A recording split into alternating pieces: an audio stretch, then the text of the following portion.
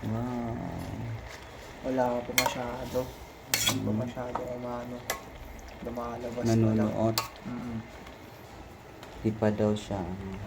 Saan muna natin siya? Interviewin muna kita, Sach. I-interviewin ko. Sino ba mga nanonood dyan? Wala nanonood.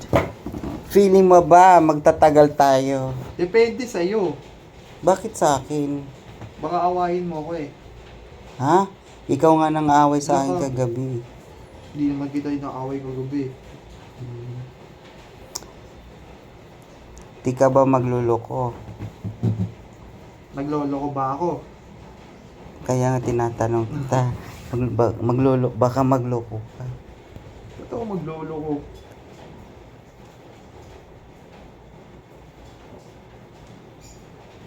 Ano ba yung ano ng lalaki?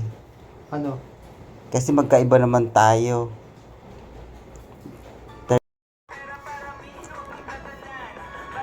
Paano gawin, Sats, para magtagal ang isang relasyon?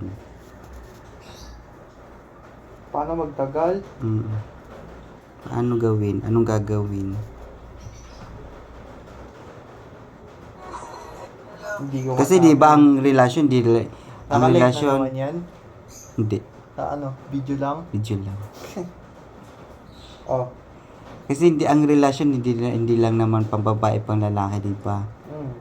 Kailangan naman yung nagkakaintindihan, yung ano, Siyempre. hindi naman kailangan kung ano. Sa tingin mo, ano yung magiging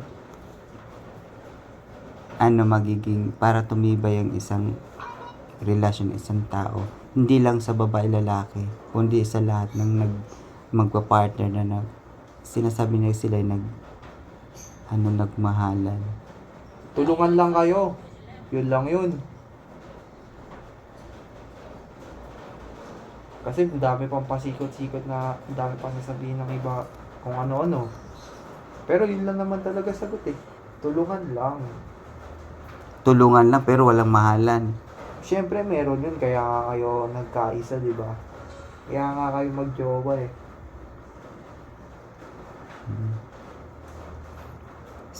Ano yung maaasahan ko sa iyo? Pinapakita ko na nga eh. Tinutulungan kita. Kasi hindi naman pagtutulong, 'di ba?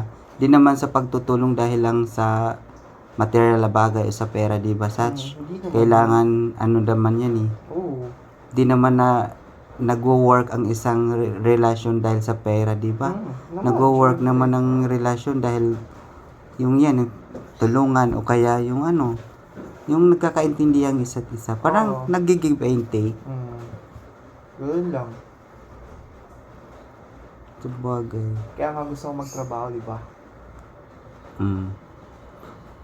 Kaya ayusin pag-aaral mo pag kailangan Sa susunod, pag-aral. ito, pagka ano na itong school year na to, gusto ko naman Nursing. mag-aaral talaga eh.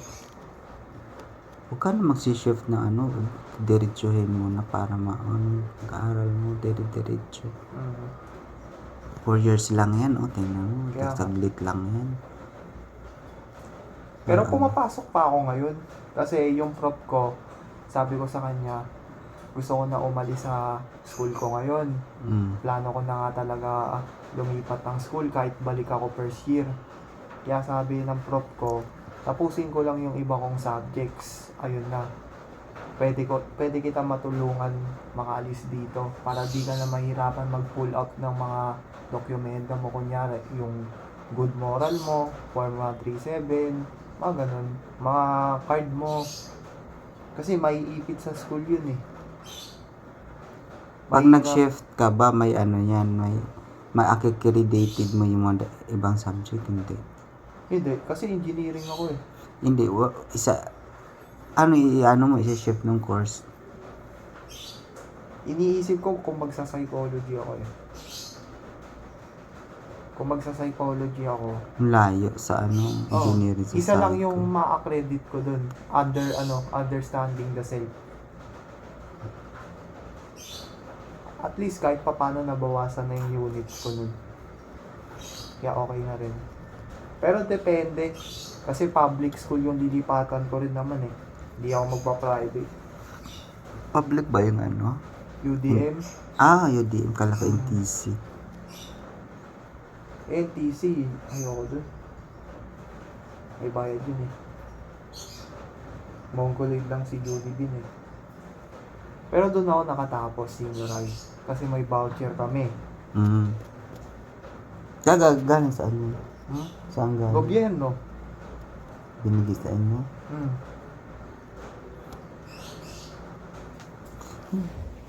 O, titingnan niya na yung kanyang nilulutong adobo.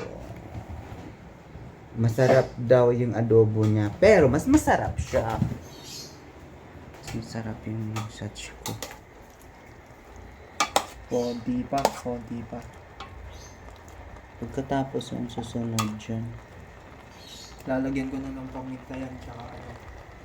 Paminta, tsaka laurel. May toyo na yan, wala pa. Meron na. Tubig na lang gagawin natin. Tubig. Okay na yan. Tapos malalambutin natin. Thank you.